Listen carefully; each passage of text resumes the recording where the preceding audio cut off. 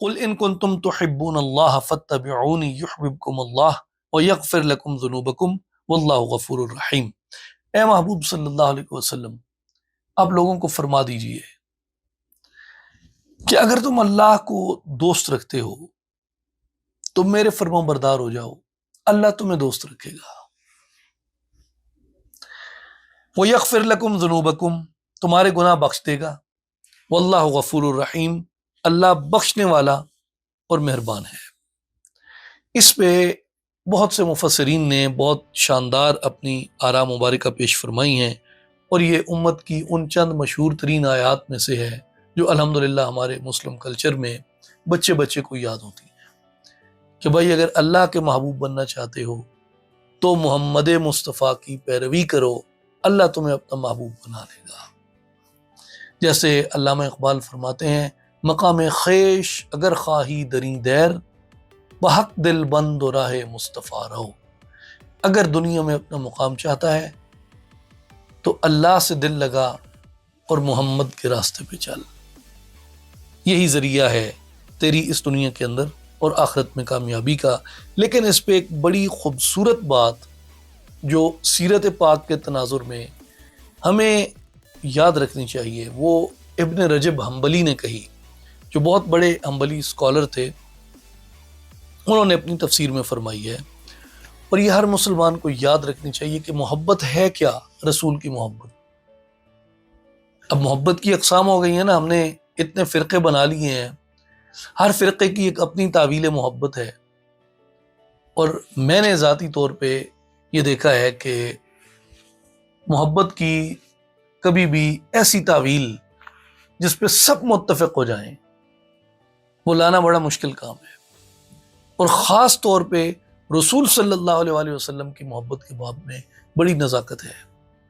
مگر جس ٹائم میں، جس ایرا میں، جس ایج میں ہم رہ رہے ہیں، جس طرح کی ایک گلوبل سوسائٹی میں ہم رہ رہے ہیں، میرے نزدیک جو موسٹ پریکٹیکل اس کی انٹرپریٹیشن دی ہے محبت کی، وہ ابن رجب حنبلی نے دی ہے۔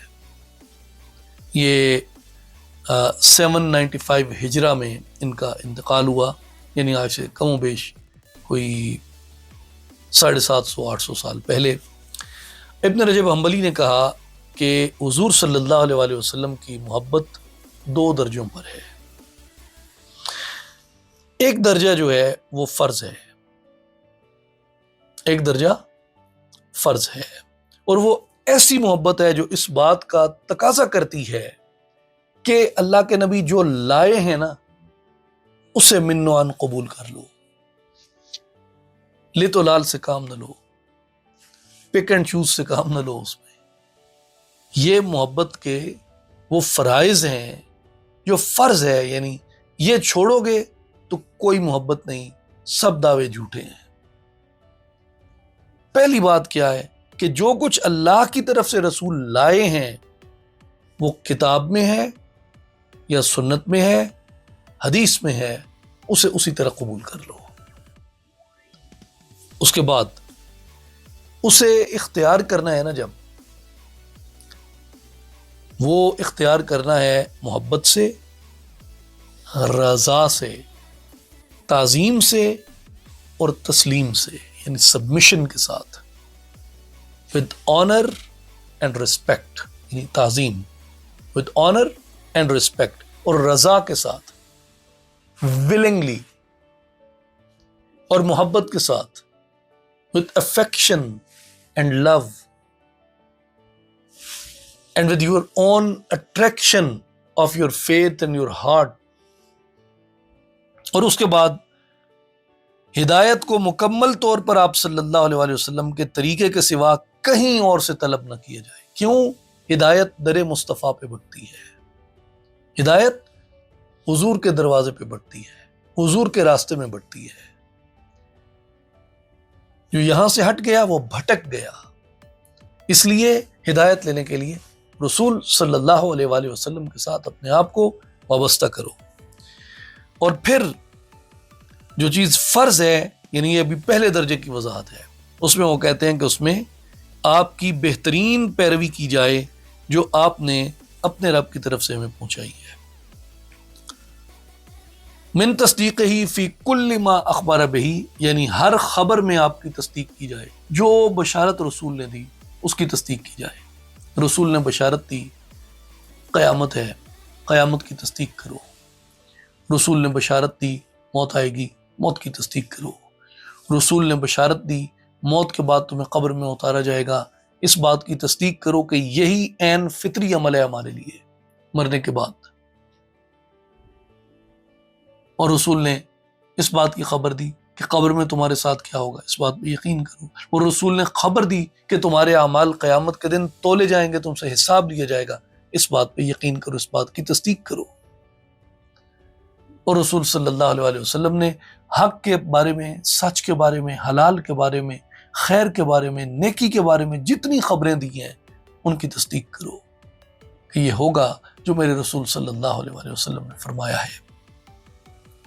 اور جن واجبات کا آپ نے حکم دیا ان میں حضور کی اطاعت کی جائے، جن چیزوں کو حضور نے حرام کہا اور جن چیزوں سے حضور نے منع کیا ان سے اپنے آپ کو روک لو، حضور کے دین کی مدد کرو، اور جو آپ کی مخالفت کرے اس کے خلاف اپنی استطاعت کے مطابق جد و جہد کرو۔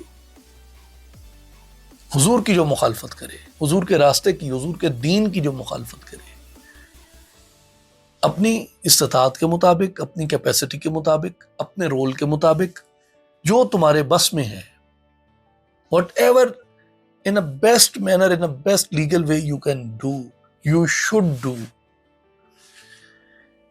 بس یہ مقدار لازمی ہے، اس کے بغیر ایمان مکمل نہیں ہوتا، اس کے بغیر محبت مکمل نہیں ہوتی۔ میرے نزدیک یہ first part most practical approach ہے ٹورڈز اچیونگ لو آف اللہ سبحانہ و تعالی، جو ابن رجب حنبلی نے اس پہ یہ ڈسکرپشن دی ہے۔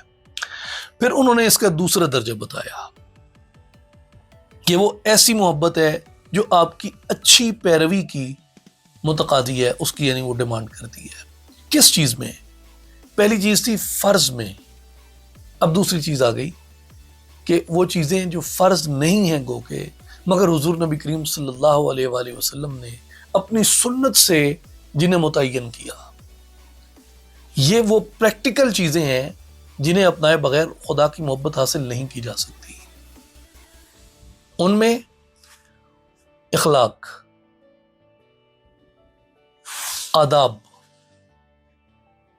کھانے پینے، لباس، اٹھنے بیٹھنے، بولنے میں، کلام کرنے میں، حسن معاشرت میں، والدین کے ساتھ رویہ رکھنے میں، بچوں کے ساتھ رویہ رکھنے میں، ازواج کے ساتھ رویہ رکھنے میں، ہمسائے کے ساتھ رویہ رکھنے میں، یہ پھر آگے وہ پیروی آ جاتی ہے سنت کی، اپنی لگن اور اپنی محبت کے ساتھ اس کی پیروی کرنا۔ پھر نوافل میں اور نفلی عبادات میں، پھر حضور نبی کریم صلی اللہ علیہ وآلہ وسلم کی سیرت اور آپ کی زندگی کو جاننے کا اہتمام کرنا، یہ بھی حضور کی پیروی میں آتا ہے۔ اور پھر وہ مقام آتا ہے جہاں وہ فرماتے ہیں کہ وَاحْتِزَازَ الْقَلْبِ عِنْدَ ذِکْرِهِ، جب حضور علیہ الصلوۃ والسلام کا ذکر آئے گا تمہارے دل جھوم اٹھیں گے۔ تو یہ جو دل جھومتا ہے نا، یہ عمل کے بعد جھومتا ہے، عمل سے پہلے وہ پھر ایک ٹرانس ہے۔ وہ تو کسی بڑے سنگر کو سن لیں، وہ کوئی فحش لغو بھی گا رہا ہو، سم ٹائم جذبات مشتعل ہو جاتے ہیں اور انسان سمجھتا ہے دل جھوم رہا ہے۔ ایمان والوں کے نزدیک دل جھومنے کا مطلب کچھ اور ہوتا ہے، جسے قرآن واجلت قلوبہم کہتا ہے۔ یہ واجلت قلوبہم جو ہے نا، اس پہ کسی جگہ بحث کریں گے ہم، یہ بات ہے بس سمجھنے کی کہ یہ وہ کیفیت نہیں ہے جو ایک اچھی سٹوری ٹیلر کوئی سٹوری بتا رہا ہو تو وہ سٹوری سن کے بعض دفعہ طاری ہو جاتی ہے، کوئی ویژولز دیکھ کے بعض دفعہ طاری ہو جاتی ہے، بعض دفعہ کوئی اچھا سنگر سن کے وہ طاری ہو جاتی ہے۔ یہ واجلت قلوبہم یہ وہ بات نہیں ہے، یہ بالکل ایک ڈفرنٹ سٹیٹ ہے، بالکل ایک ڈفرنٹ کیفیت ہے یہ۔ اور یہ جو ہے کہ حضور کا نام آئے دل جھوم جائے، دل میں تاثیر واقع ہو جائے، جیسے علامہ اقبال رحمۃ اللہ علیہ کے بارے میں کہا جاتا ہے جیسے امام عبد الرحمن جامی کے بارے میں کہا جاتا ہے کہ جب حضور کا نام آتا تھا ان کے جسموں پہ کپ کپی طاری ہو جاتی تھی، پنجوں کے بل بیٹھ کے روتے تھے اور زاروں قطار روتے تھے یہ لوگ۔ یہ ہوتا ہے حضور کا ذکر آئے تو دل جھوم جائے، مگر یہ بات کب نصیب ہوتی ہے؟ جب انسان حضور کے دین سے مخلص ہو جاتا ہے، حضور سے لائل ہو، حضور سے لائل ہو جائے، حضور سے سنسیئر ہو جائے، اور اس سنسیئرٹی میں وہ سب کچھ کرتا جائے جو اسے لگتا ہے کہ میرے یہ کرنے سے میرا نبی مجھ سے خوش ہوگا،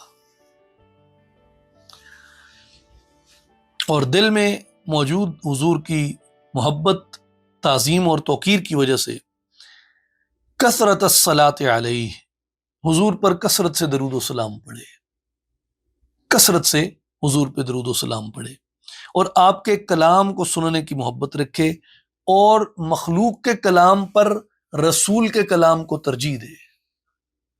جو پیارا ہوتا ہے نا، اس کی ہر بات ہر ایک سے زیادہ بھلی لگتی ہے، اس نے جو پہنا ہو وہ پہنا ہوا ہر ایک سے بھلا لگتا ہے، اس نے جو کہا ہو اس کا کہا ہوا ہر ایک سے بھلا لگتا ہے۔ تو یہ محبت کی نشانی ہے کہ جو رسول نے کہا وہ باقیوں کے کلام کے اوپر ہمارے دل کو زیادہ عزیز ہوتا ہے۔